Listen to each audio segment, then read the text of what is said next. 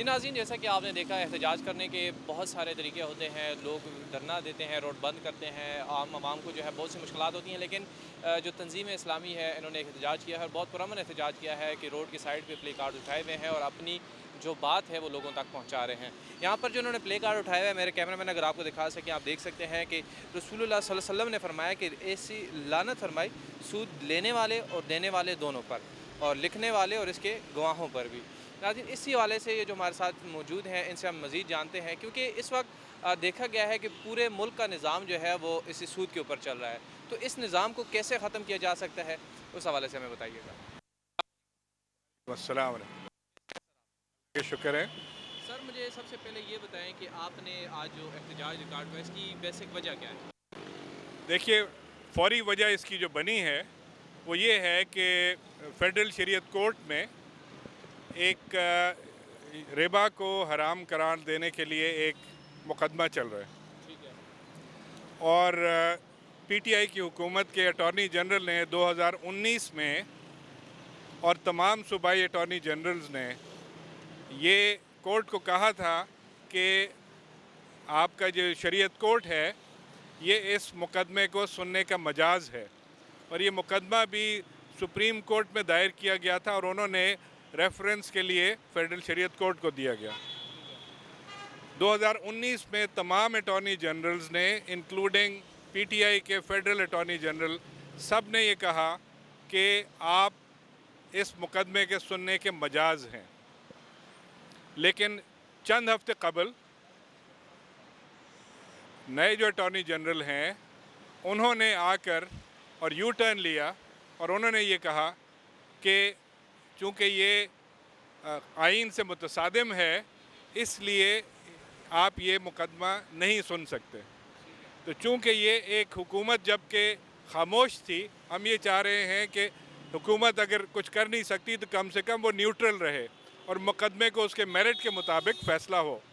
लेकिन चूँकि उन्होंने एक यू टर्न लिया है और पहले ही अपने अहकामात को उल्टे हो गए, इसलिए ये हम अवामी प्रेशर बिल्ड करने के लिए, अवामी अवेयरनेस क्रिएट करने के लिए ये हम पुरअमन मुजाहरे कर रहे हैं। ये यहाँ से तकरीबन 2 किलोमीटर तक 60 के करीब लोग मौजूद हैं, रिप्रेजेंटेटिव मौजूद हैं। हमारा मकसद ट्रैफिक रोकना नहीं है, हमारा मकसद अपना एहतजाज रिकॉर्ड कराना है। कमेटी चौक से लेके सदर तक तकरीबन 300-400 लोग जो हैं वहाँ पर भी इसी तरह खड़े हुए। इस हवाले से हम बताएं, क्योंकि पाकिस्तान का पूरा निज़ाम जो है इस वक्त सूद के ऊपर चल रहा है, इस हवाले से क्या कहेंगे कि उस निज़ाम को कैसे बदला जा सकता है? देखिए, इसमें सबसे पहले तो 1948 में स्टेट बैंक की इमारत के इफ्तिताह करते हुए कायद-ए-आज़म मोहम्मद अली जिन्ना साहब ने फरमाया था कि हमें मसावात और माशरती इंसाफ के हकीकी इस्लामी तस्वर पर मबनी एक माशी निज़ाम दुनिया के सामने पेश करना होगा। उसके बाद मुतअद्दिद बार थ्रू आउट हिस्ट्री मुख्तलिफ टाइम्स के ऊपर, ये पूरा मेरे पास इसका शेड्यूल है साल का, कि कोशिश होती रही है। लेकिन जब हम बैंक इंटरेस्ट को हराम करार दे भी दिया गया 1991 में, उसके बाद हुकूमतों की बदनीयती की वजह से उसको रिवर्स करते गए। ज़ाहिर में तजारत है, हकीकत में जुआ है। सूद एक का लाखों के लिए मर्ग मफाजात है। इस हवाले से क्या कहेंगे?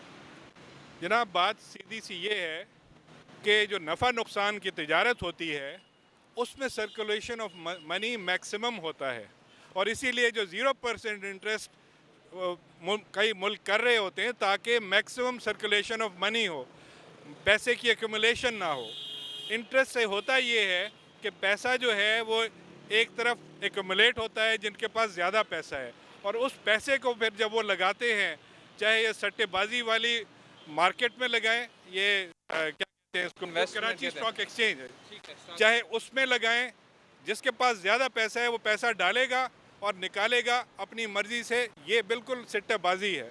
और फिर ये जो पैसा एक्यूमुलेट होता है तो इसी को फिर वो गलत रास्तों पर लगाते हैं, चाहे वो हॉर्स ट्रेडिंग में लगाएं, चाहे वो दहशतगर्दी में लगाएं, चाहे फहाशी उरियानी में लगाएं, क्योंकि ये सारे ज़राए ऐसे हैं जहाँ पे कोई पूछ नहीं है, और लोगों की जब इसकी लत लग जाती है तो उससे वो बाकायदा बहुत मुनाफा उठाते हैं।